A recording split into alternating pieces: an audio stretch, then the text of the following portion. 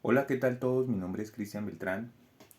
El día de hoy quiero hablar sobre lo que acontece hoy por hoy en la zona del Catatumbo.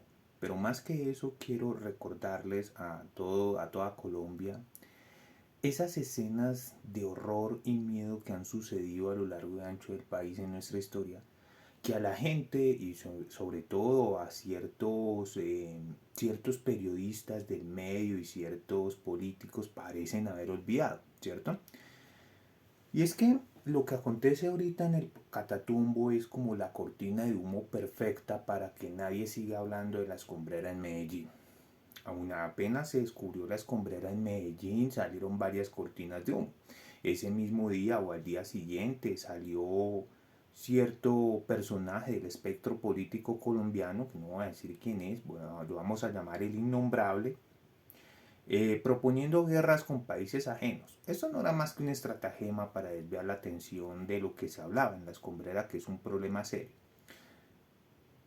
Lo que acontece con el ELN parece estar calculado como si fuera una cortina de humo o un escenario para que la Colombia no hable de otra cosa que no sea eso, entre esas cosas lo que sucedió en la escombrera. Y sí, el ELN desde hace unos 10 años, 10 15 años, se ha venido como comportando como un grupo mercenario a merced de quien mejor le pague. Pero yo quiero recordarles, digamos, salieron todos los medios, activistas disfrazados de periodistas, políticos, dando a entender que a este gobierno y a este programa nunca le ha importado la zona del Catatumbo o nunca le ha importado nada que tenga que ver con Catatumbo o de nombre Catatumbo.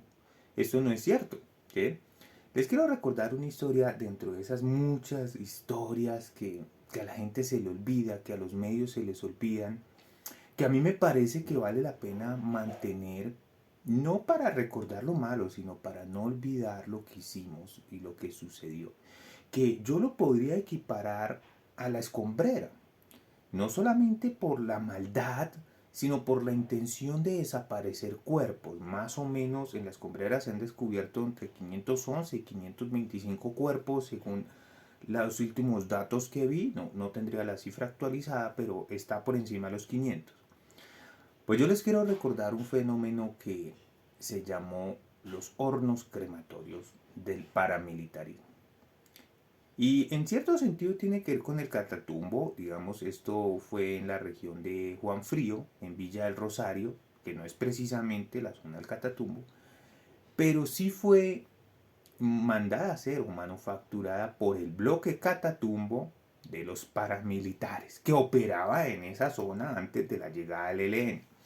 Entonces, no es tan cierto que nunca se hayan hecho denuncias sobre el conflicto armado relacionadas con el Catatumbo o que tuvieran este nombre, ¿no?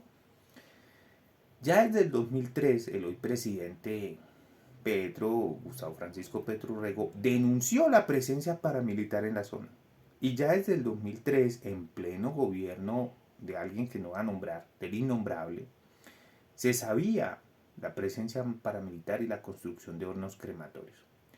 Y la construcción de hornos crematorios, que ya se sabía, fue un hecho jurídicamente relevante a partir de la ley 975 del 2005, que es la famosa ley de justicia y paz, que lo que hace es, digamos, facilita enormemente la desmovilización de los grupos paramilitares. Aquí viene otro acontecimiento. Hay gente que critica la ley 1957 por la cual se crea la JEP, porque según eso a los grupos armados se les da total impunidad y no se les castiga, bueno, todo este veneno con el que inyectan a la sociedad, pero se les olvida que la ley 975, que básicamente no le exigió nada a los paramilitares cuando se desmovilizaron, esa ley sí dio impunidad.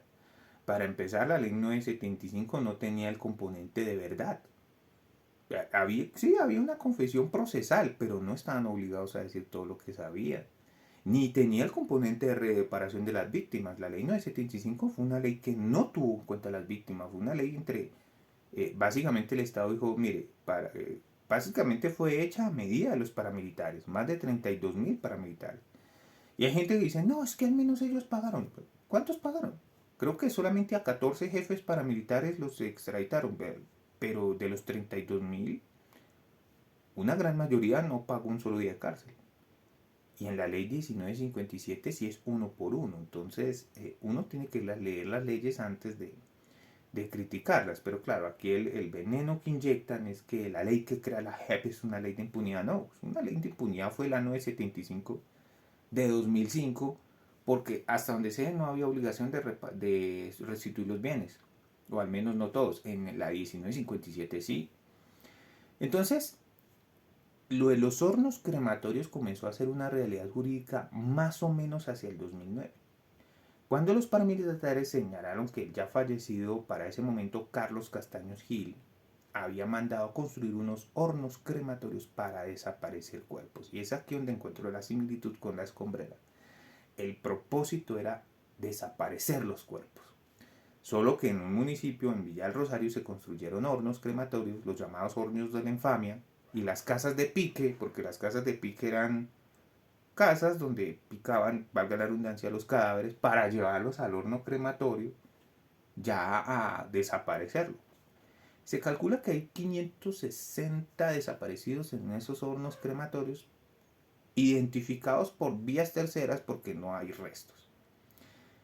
Y esto lo confirmó Salvatore Mancuso en la segunda audiencia de versión libre de Justicia y Paz, así se llamó la ley, el proceso, la ley 975 de Justicia y Paz, en donde Salvatore Mancuso Gómez dijo que habían varios cuerpos, claro que él no dijo cuántos, eso lo vino a decir otro, ahorita no tengo el nombre del otro paramilitar que lo dijo, lo voy a buscar acá.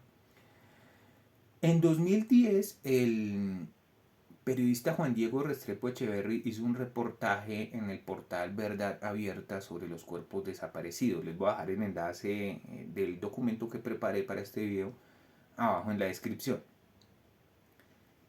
Y ahí el periodista, digamos, narra en los diferentes portales cómo fue el proceso de los hornos crematorios.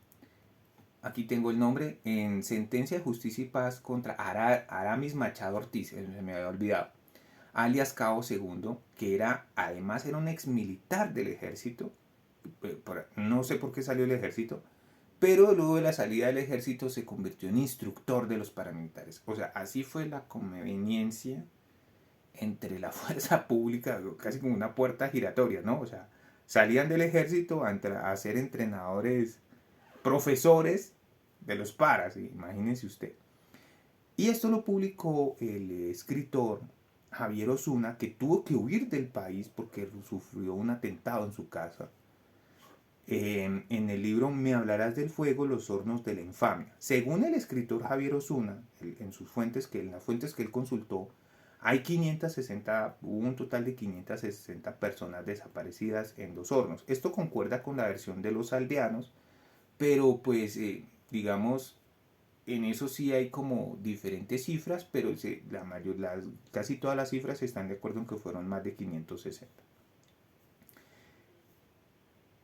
Y finalmente en 2008, Iván Laverde Zapata, alias El Iguano, otro paramilitar, comandante de las autodefensas, aceptó que él fue el cerebro que mandó a construir esos hornos.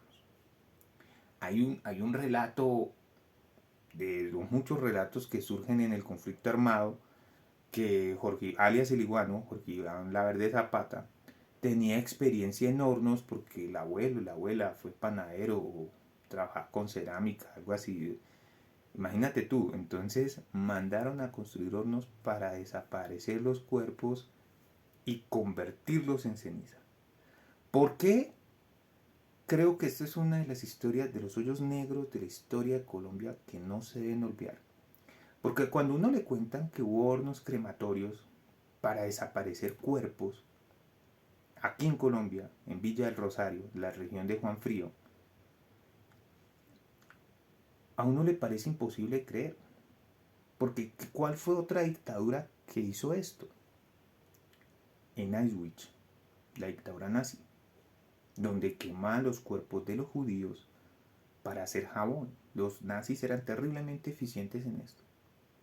Y aquí bueno, yo no sé si con las cenizas de estos desaparecidos habrán hecho jabón, pero un fenómeno de desaparición de cuerpos, de no dejar rastro de la existencia de esa persona. O sea, los seres, las personas que estaban allá, que en su gran mayoría adoptaron la religión cristiana por la invasión europea, y ustedes saben que dentro de todo lo que es el cristianismo se tiene el ritual de enterrar el cuerpo y darle pues la famosa cristiana sepultura, que no estará en otras culturas, pero sí es muy arraigada en estos municipios de Colombia.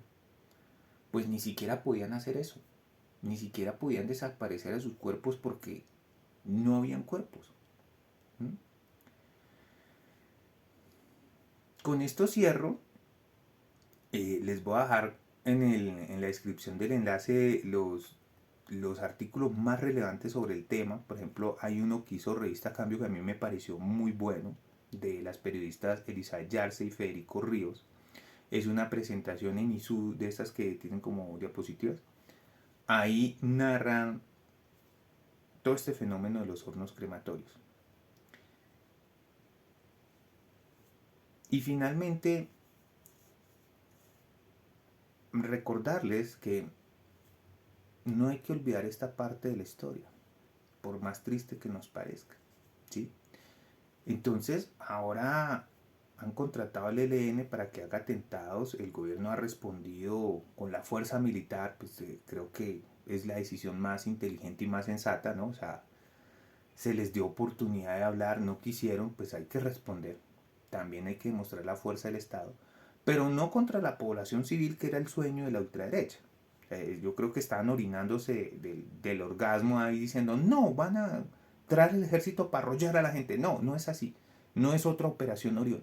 Es únicamente contra los grupos armados, como debe ser utilizada la Fuerza Armada. Y en eso sí nos diferenciamos de estos grupos extremistas.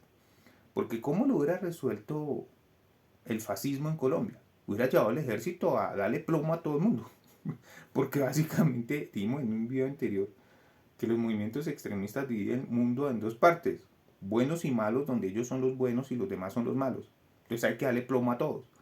No, aquí el presidente lo primero que hizo fue separar a la población civil y usar la fuerza estatal como se debe ser únicamente contra los grupos, sin falsos positivos, sin el afán de dar a la opinión pública la apariencia de que está ganando, capturando por ahí el primer campesino que vea, o al primer joven, sin engañar a jóvenes prometiéndoles empleo en el Catatumbo, y venga, me lo llevo al Catatumbo, que es que hay empleo recogiendo café.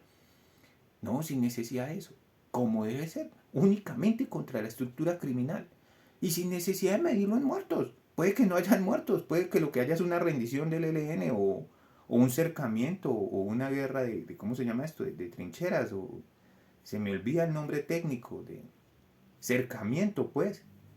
No, no hay necesidad de que haya ningún muerto. Entonces el gobierno pues ha usado el fuerza militar como debe ser únicamente contra la estructura criminal, sin necesidad de falsos positivos, sin necesidad de hacer una operación Orión, sin necesidad de que vayan encapuchados diciendo este me lo mata, este no, este no, este no, sin necesidad de mercenarios a sueldo, solo el poder del Estado contra la estructura criminal identificada. Entonces, esos son los dos puntos del video de hoy. Muchas gracias por escucharme. Si te gustó, pues suscríbete y dale like. Muchas gracias.